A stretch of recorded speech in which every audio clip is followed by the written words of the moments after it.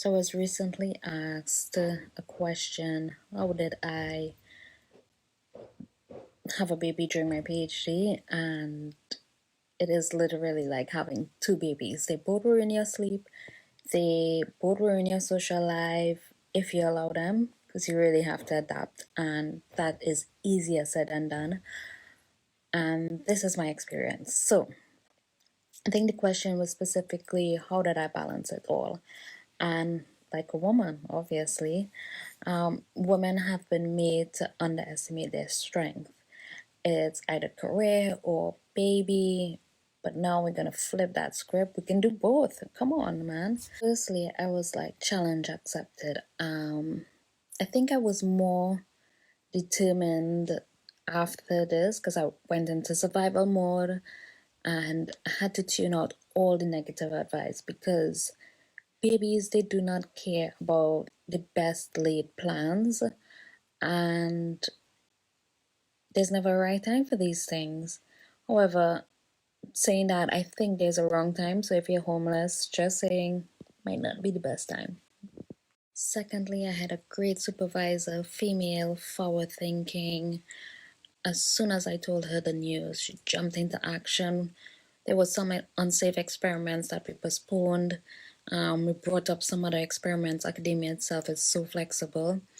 And she even went and showed me the breastfeeding room. And when it came to taking on new opportunities as well during this time, I had to know when to say no. And my supervisor, she never objected to any of these. Always remember effort versus impact. So high effort, low impact, immediately it got a no. There were also some fun stuff during a PhD that I had to say no to, and I happily did so. The next thing is that I never had a fixed routine, even before I had a baby. I always worked on my own timing. If my brain was tired, I'd do something that wouldn't require me to think. Why stay at a paper for 3 hours when you could be doing something else productive? So I'll go make stock solutions, or if I was home, I'd do laundry. And babies and experiments, they don't care for routines. So when I was in my zone, I just capitalized on it. So a little bit more about during my pregnancy. The first trimester, I vomited from morning till night, so I barely did anything. The second trimester, I blazed through all my experiments. I attended as many seminars as I could. When I was tired, there was this little room in our office that we could sleep in. So my office mates, they were so supportive as well. And my third trimester was basically collecting as much data as I could so that I could have something to do during maternity. This brings me to the next dilemma that I encountered personally, because I was a self-funded international student, so the only benefit I had was the free healthcare that comes with your visa, and my friends and family, they were all far away, so I didn't really have access to that much help. They were all miles away. My friends locally, they did their best.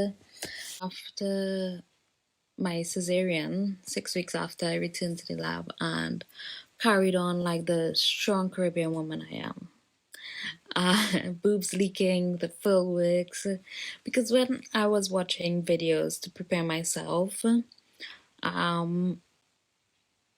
everyone got maternity leave and I had none of that. So, but everyone has their own struggle.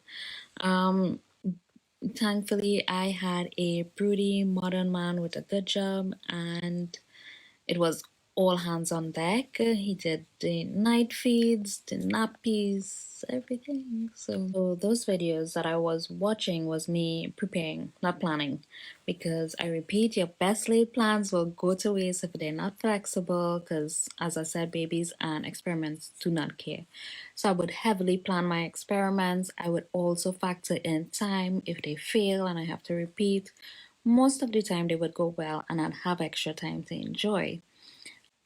It's also good to make lists, have goals, routines, make sure they're flexible, because as soon as you start seeing that you're not taking everything off your list, you're gonna feel like a failure. But just remember, you're busy growing a human. Just be understanding with yourself and accountable, but understanding.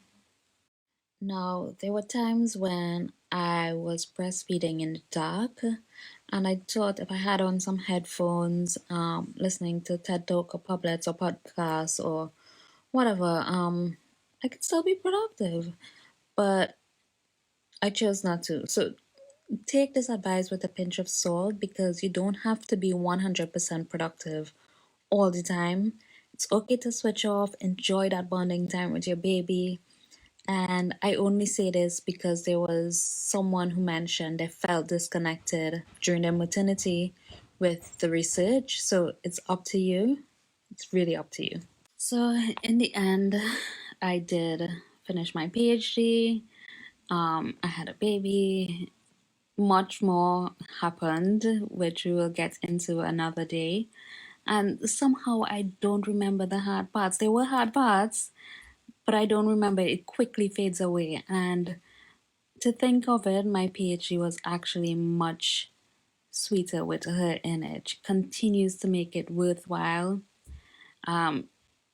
She inspired me, motivated me. Even now, when I'm finished with work, she asks, "Mommy, are you finished with work?"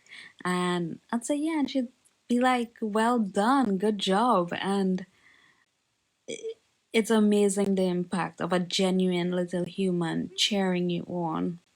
So I hope this was helpful. I had so many questions on this, and I just wanted to take my time and really tell everyone my experience because everybody's experience is different. Everybody's struggle will be different, but it's possible. It's possible.